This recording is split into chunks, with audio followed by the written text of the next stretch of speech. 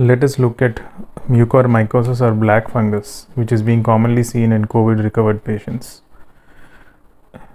Here we will be seeing the common symptoms and treatment for mucormycosis or black fungus.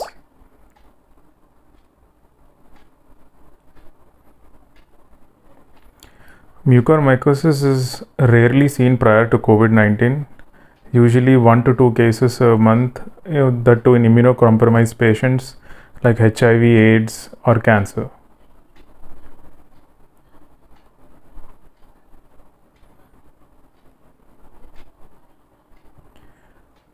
In the COVID-19 pandemic, it is being commonly seen in COVID-19 affected patients, and 3 to 4 factors have been mainly administered to it.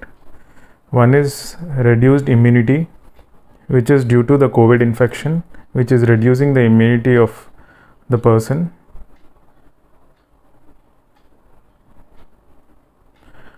The second one being uncontrolled diabetes,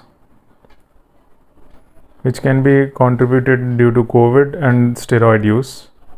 The third factor is steroid use, which is leading to uncontrolled diabetes and thus increase in mucormycosis cases.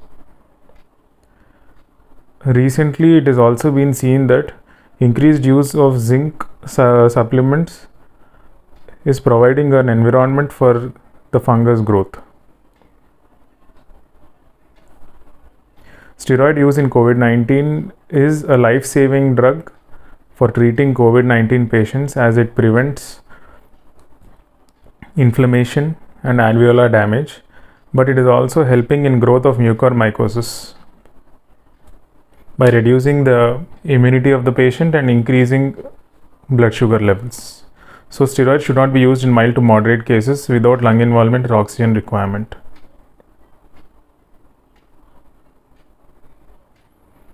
Now let's see how does mucormycosis spread. The fungal spores of mucormycosis are usually seen around us in everyday life, like in soil, manure, spoiled vegetables and fruits. We normally inhale the spores on a regular basis, but due to our immunity, we do not get the fungal growth. But in COVID patients, as the immunity is becoming low and immunocompromised, the fungal growth is more.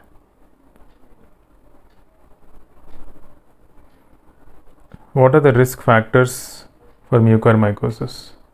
In recent studies, it has been seen that patients who do not have blood sugar or diabetes earlier are seen having high blood sugar levels after COVID infection. It can be contributed due to the virus or due to the steroid use as well.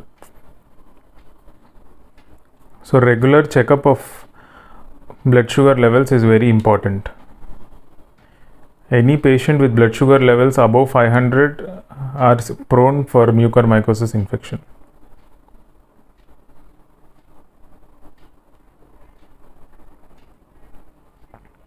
So what are the symptoms of mucormycosis? As mucormycosis spreads in the nasal region, orbital region or the eye and the brain, the symptoms can vary. So the initial symptoms are stuffed or blocked nose, pain around the eye, nasal discharge which can even contain blood, pain in the cheek region, pain in the teeth or swelling of the gums, pus discharge from the gums, pain or pus discharge from the palate or color change in the palate is also seen. Loosening of teeth is also a common complaint in patients.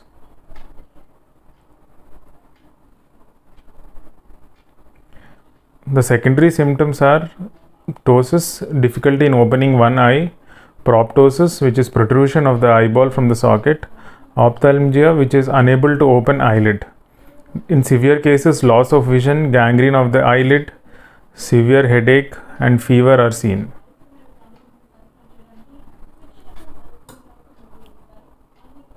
So what are the diagnostic tests which are done to confirm that it is mucormycosis? One is PNS CBCT, the CBCT of the nose and nasal region.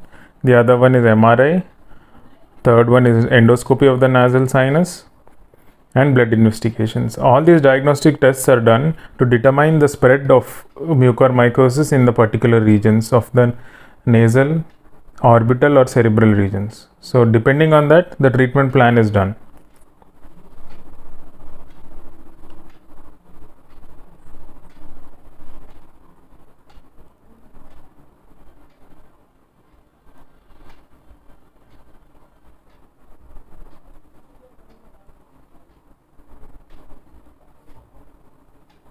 So what is the treatment of mucormycosis? Treatment of mucormycosis is a multidisciplinary approach which involves a ENT surgeon, an eye surgeon, ophthalmologist, neurosurgeon, and a dentist or a maxillofacial surgeon, as all these regions are involved. So the initial line of treatment is antifungal medications in the initial stage. After determining the spread of the infection, a surgery is planned.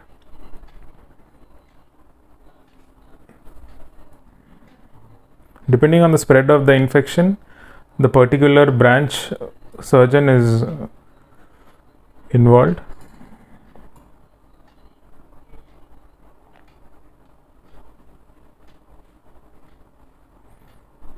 In the later stage, regular checkups are a must.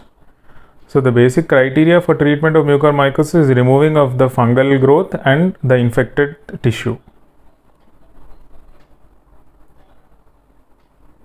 So I am Dr. Varun Pandula from Wisdom Super Specialty Dental Clinic. Thank you for watching.